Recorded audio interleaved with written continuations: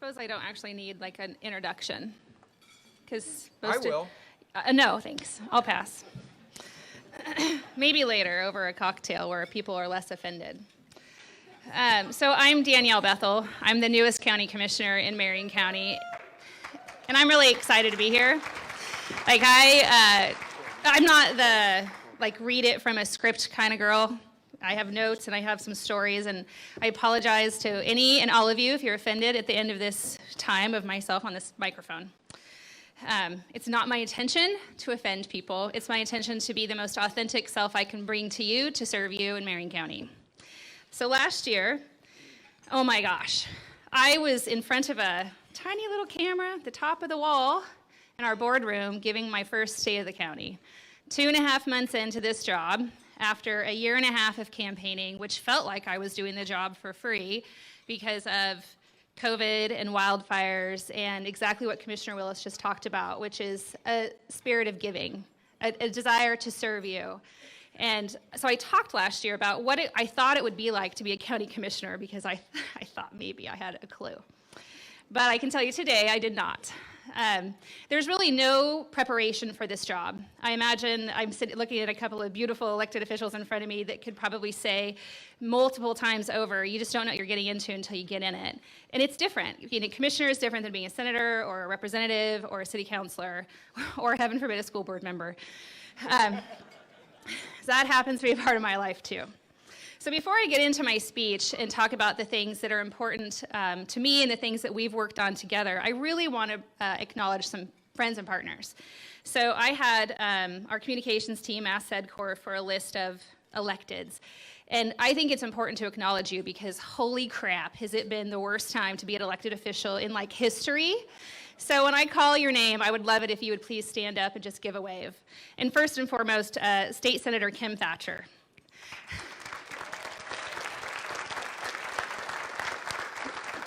Next is State Representative Jessica George. State Representative Ron Noble, all the way in the back. State Representative Raquel Moore Green, who, by the way, I love that jacket. Thank you for weathering the last 35 days of your life for all of us at that building over there. Next, and I think most importantly, two very important people in our lives are Polk County Commissioner Lyle Mordhorst, our partner across the river. And I didn't see him in person, but he's registered, so I hope he's here. Yamhill County Commissioner Casey Kula. Okay, well, he's super great. Go check him out. One of my personal favorites, Marion County District Attorney Paige Clarkson.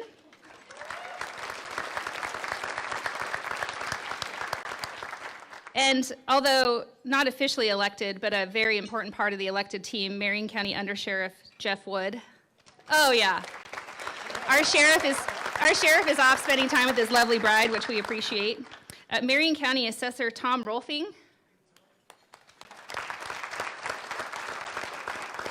Marion County Clerk Bill Burgess. And then I'm going to get into our cities. Mayor of Almsville, Derek Clevenger, and Mayor of Aurora, Brian Asher, Mayor of Detroit, Jim Trett, Mayor of Kaiser, Kathy Clark, Mayor of Salem, Chuck Bennett, and Mayor of Sublimity, Jim Kingsbury. And we have a few city councilors here, and if you indulge me, I know some of you are like, why are you calling my name off? But I have a story. So Kaiser City Councilor Kyle Duran, and Kaiser City Councilor Dan Kohler, Aurora City Councilor John Berard, Almsville City Councilor, is it Angelica Sija? I'm sure I got that wrong, but I apologize. And Turner City Councilor Tass Morrison. What's that? Sublimity. Oh, I'm sorry. Okay, well, I got it wrong. So my bad. It's wrong on the registration. Anyway, all of us are working together for you. We see these individuals in the community weekly and monthly because we're a very active team in Marion County, which, by the way, is quite large in diameter. I had no idea how many places I would be traveling. I spend a lot of time in the car, and I try not to be on my phone, so we go with each other so that way I can work. So as I said, when I took this seat, I didn't know what I was getting into, and I thought I did. But what I can tell you most importantly is this is absolutely the most important job I've ever had next to being a mom. In the last 2 years, Marion County is the only county in the state of Oregon that has had 4 presidential declarations of emergency. 4. That is ridiculous, and it's very involved. Every single thing that we have done in Marion County through those emergencies has been very involved. We have some really amazing staff that I'm going to talk about, and I'm going to introduce them too, so be prepared because it's coming your way. But I just want to talk a little bit about myself. I'm the weed on this board. Commissioner Cameron often talks about getting in the weeds, and so somewhere along the way last year, somebody said, you're like a dandelion, you just pop up everywhere. And I am not mad at being a dandelion because they're very versatile. You don't just hold them under your chin to determine if you like butter on the playground. Like, they're a really good weed. And look, yellow looks great on people. Retmore Green looks amazing in that yellow jacket. I pride myself on being the weed of Marion County and getting to know each of the individuals that are in our community making a difference, because we can't do it alone. Our staff can't do it alone, and we don't want to do it for ourselves. We want to do it with you and for you. So I'm excited to talk about some things that I've worked on with our team, but mostly just passionate things that I jumped right into head first to see if I could create change. And the first thing was the wildfires. Boy, it was really hard. I love that Chief Womack put a photo of Salem police officers holding some goats in his annual plan or whatever that book was that we got in the mail. You know who took that picture? The district attorney, who was there taking care of goats with her daughters and her husband, who at the time was a law enforcement officer. I didn't know anything about animals. I'm thrilled to have friends like Nick Harville, who knows everything about feed, and people who were just willing to show up and do things. Just roll up your sleeves and get it done. I didn't think for any imagination of my mind that when I became a commissioner, what I had done was over. But I also didn't realize that it was going to be as emotional as it has been for me. I ran right up the canyon probably the first day as a commissioner and said, what can I be doing? Because I now actually have the ability to say we're going to do it. And we are. Housing is one of the biggest challenges that every wildfire-impacted community is facing today. And Marion County, as you heard, is doing very well in recovery. Actually, we're leading the state in housing, rebuild, and recovery. But we're mostly doing that, and this isn't a bad but we're mostly doing that for people who have second homes and good incomes, retirees that have a plan. But what about the people that don't have plans or lack family and community and resources and access? Those are the people that I'm working really hard for. Our team is showing up in droves. Poor Jan. I'm sure when she watched the campaign through 2020, she thought, if she wins, what's this going to be like? And I still don't know if she's figured it out, because we come up with some really wild ideas, throw mud at the wall, and whatever doesn't fall, we chase. So I have been an incessant pain in the ass for the Oregon Housing and Community Services Department since I became elected, and I'm very proud of that. They have buckets and buckets of money from the feds and the state to deal with 5 counties that caught on fire. And I can tell you right now, they haven't even spent a third of it. And how far out are we? I don't want to be too critical of them because they're government, and government does not move fast. It is so painfully slow. It's painfully slow, and I mean that like literally, because people's lives are on the line today. We have over 300 Marion County citizens, households, navigating couches and friends' homes and whatnot because their homes burned down, because they were renters before. They didn't have insurance, they didn't have income. We had COVID, they lost their jobs. You name it, we're dealing with it. And it's not fair to them that this money is sitting in someone's bank account because they have to create a policy to be able to figure out how to get it in the community. And I'm personally offended by that. And it's not news to them because I tell them on a regular basis that this is offensive and harmful. They did finally, towards the end of last year, after probably 40 meetings, allocate us just under $5 million to put up 32 tiny homes for households in the transition of housing recovery. And I'm very excited about that. And in that thread, I want to say that we couldn't do what we're doing just for these 32 families if it wasn't for Brian Nicholas, our Public Works Director. Will you stand up, Brian? He's not one for the limelight, but Brian calls himself a bridge guy, and he is. He's super excited about bridges. I love that. But he's more excited about people and making sure they're safe. And we have engineers and all the resources in public works that I couldn't even imagine, and he never says no. He has said yes to every opportunity to make sure that we can get a project done for these individuals up the canyon, whether it's the sewer system, whether it's housing, whether it's whatever infrastructure. Brian's team is on it because Brian sets the bar extremely high in the state of Oregon to make sure we are served in Marion County. And he sat at the table with Matt Lawyer to make sure that when we were looking at these lots, we were inheriting a park now from the state, which I'm very excited about, by the way, long-term planning, to put some tiny homes on to get people back up into their communities. But Brian was like, well, here's all the hurdles, which is what he does best, and then I patiently wait for him to find the solution because he already has it. He's a slow delivery, not like me, where I'm like, okay, the risks are over there, I'm gonna go get it done. Those people, there's 16 households that will be selected over the coming weeks with community partners to go into some tiny homes in Gates. We worked with the City Council of Gates, the Council of Governments to do some land use things. And it's actually going to bring life right back into the downtown area. It's not permanent because we want to turn that into commercial use in the future, but it's necessary because there are people who are from Gates that are living in Texas and New York and Eugene and Florida who want to come home. And we want to put them home. There's also people living in rundown RVs and in parks and places that want to come home, and we want to get them home. So we're working on that.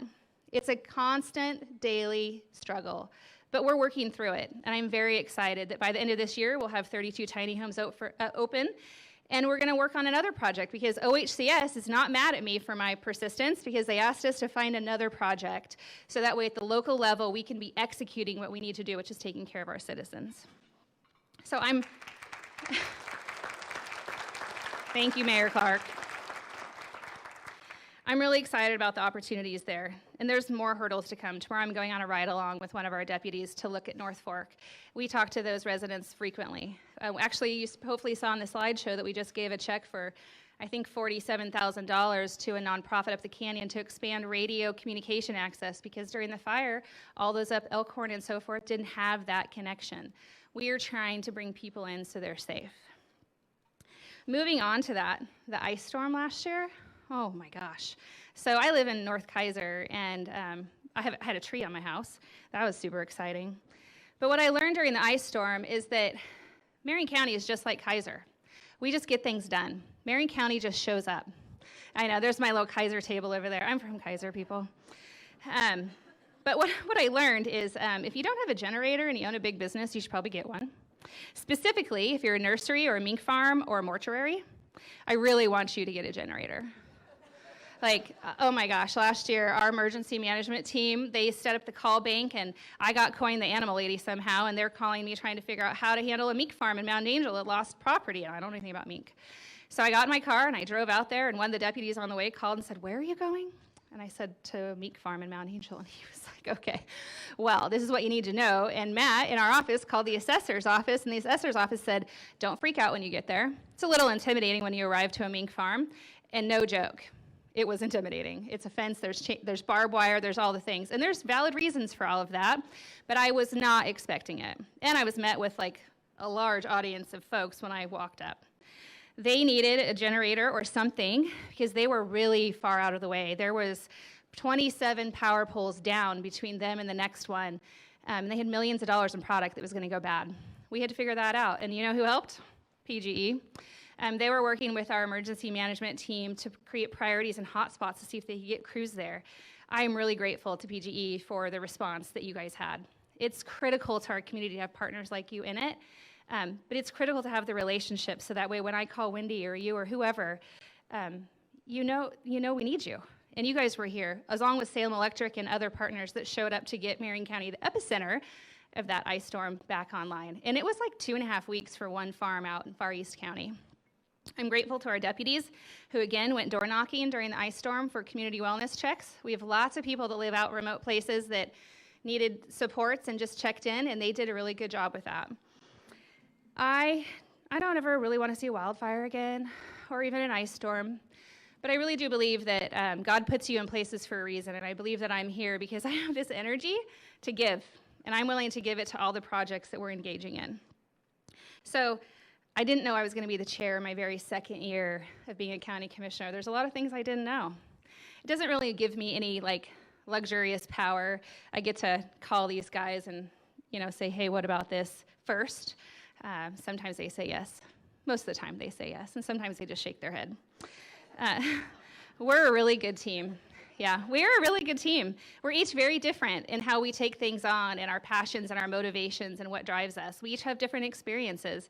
Commissioner Cameron brings wisdom of being an elected official, a county commissioner, state representative to the table, so that way when I want to go light something on fire, he's like, just settle down, just give it a day. It'll probably go away. He's very good at that, trying to keep me on the ground. And Commissioner Willis does a really good job of listening to me. He's a good listener. I'm reactionary. He's not. So it's a very good balance as to how we approach things. And because of that, we have an opportunity this year to put my energy to work.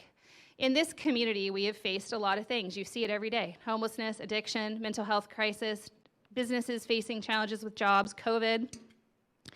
And I have some challenges ahead of me as the chair to figure out how we get things done. And I keep looking at Katrina Rothenberger because she doesn't like it when I do this. I did it last year too. But would you just stand up for a second and let people see you? For those of you that don't know Katrina, she's the public health director for Marion County.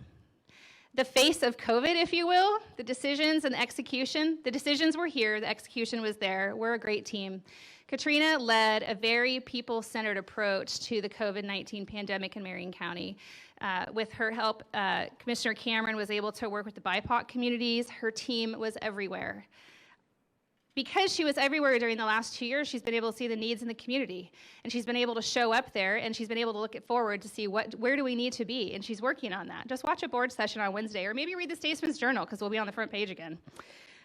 There's lots going on in public health that's really important. Taking care of people, keeping people healthy, that's a priority, and we're gonna do that. We're gonna figure out ways to get to you, to get to our citizens, so that way they're cared for. In addition to that, Ryan Matthews, I know I went backwards on the chain of command, but I couldn't help because she keeps smiling at me. Ryan Matthews, would you please stand up? He's our Health and Human Services Administrator. Ryan is very patient with me. Just an hour before we got here today, I called him on the phone and said, please confirm these numbers are right, because I'm going to say them in public. And he sent me an email with some valid information. Thank you, Ryan, for being responsive and a great servant of Marion County. In behavioral health in Marion County, in a 6-month period in 2021, and I don't know if you all know what behavioral health is, but it's addiction treatment services and it's mental health. Marion County's team provided over 119,000 contacts to Marion County residents for particular services. Addiction is a huge problem. It's just getting worse. And we have a phenomenal team. And through that team, we invested $26 million in 1 year in those services. 26 million taxpayer dollars, state dollars, federal dollars, local dollars. We're gonna get more money. And we're looking on ways to expand our programs and gain access, because Marion Square Park, unfortunately, is going to keep happening until we get people in services. People need to engage. I think they want to, but accountability has to come with that. If you don't want to engage the services that are available, in fact, to you, then you have to make a different decision, because Marion County, we don't want you on our parks. We want you to be healthy, thriving citizens in life, but we want to see you for who you are, and we want to connect you to the services available. So I hope everybody in this room leaves today with the message of we're here for you. You just have to show up at the door. It's open, and we'll bring you through it, and we will make sure you're successful in the end. But that's a choice individuals have to make. We're here for you. In addition to that, law enforcement, I'm excited to look at expanding the LEAD program, Law Enforcement Assisted Diversion, because crime happens, addiction happens, and then crime happens. And how do we take real life experiences and get people to success, to return them back to the quality of life that they probably really want? It's through lived experience. We have mentorship programs all over this community. We invest in individuals so we can break the cycle, and we're gonna keep doing that. I'm very passionate about breaking the cycle of unsuccessful behaviors. We just purchased, or hopefully, I might be ahead of myself because I'm excited. We're in process of purchasing a home in Woodburn for his place. If you've heard of Her Place, we're expanding that to help dads. Her Place is a place for individuals who are experiencing addiction and mental health challenges and their moms. We house them and we put them through services and we stabilize them. But dads are really important too. And so we're going to bring dads into the picture and let their kids be with them and get them through treatment to restabilize them. And then all the commissioners agree that we need an Our Place. What does that look like? In fact, there was a state legislator who's interested in this similar idea. And you better believe I'm going to be calling her on the phone, because we can do this statewide. We can make sure families are thriving in Marion County, because that's what we do here. This morning at board session, we signed an MOU, Memorandum of Understanding, for, I lost my place in my notes, Marion County's Reentry Initiative. I want to thank Tamara Getch for your services on that and all you do to keep us together in our community. What's that? You want to talk about it? We're good. Yeah. I'll let you talk about it. I say right here, thank you, Commissioner Cameron, on all your work for public safety in Marion County. He's the chair of the Marion County Public Safety Coordinating Council. If you don't know what that is, learn about it. We do important work here, but again, we invest in people. And through this Memorandum of Understanding, we partner with the Pathfinder Network, UGM, Willamette Workforce Partnership, Bridgeway Recovery, Center for Hope and Safety, Community Action, Liberty House, Chemeketa Community College Family Building Blocks, Oregon Department of Corrections, and in our internal, Marion County Health and Human Services, the Housing Authority, the Public Defender's Office, Community Corrections, and again, my favorite, the District Attorney's Office. And you know what they do? They work together to rebuild the lives, promote community safety, and save taxpayer dollars by breaking the cycle of criminal activity in Marion County. Just another program I didn't know anything about before I became a commissioner, and I will be a huge champion of it. But we can't do it without all those partners I just listed. I see Tricia Fizel here. I wrote your name down when I saw you walk in the door. I've known her forever, and I'm personally invested in her as a leader in this community. She works for Community Action for Jimmy Jones, and her focus is homeless youth. I was a homeless youth in Marion County. I have a special place in my heart to make sure kids stabilize in Marion County, and we're going to do it through the, what is that thing called? Mid-Willamette Valley Homeless Alliance that former Commissioner Janet Carlson started. We're working on investing a little over $4 million into the elimination of youth homelessness in Marion and Polk County. That's a really big deal. If we can't break this cycle for kids, we're never going to break any cycles. We need to stabilize our youth, and we have to do that on all the levels. And I hope that when you are walking in your communities and you see a kiddo and you wonder what they're doing, I hope you ask them. At the very least, introduce yourselves to them. You might have something in common, and they don't have to be homeless or a criminal for you as an adult to see them. It's our jobs to raise all of our children so they're successful, and I want to do that with all of you. So, in closing, I'm just going to tell you, I'm here for a bit, and I am passionate about creating change with these commissioners for all of you, and I know that we can do it. I have lots and lots to say, but I'm sure you have questions, at least for them. But if you work for Marion County, I know I didn't call out all the directors, but if you work for Marion County, would you please stand up?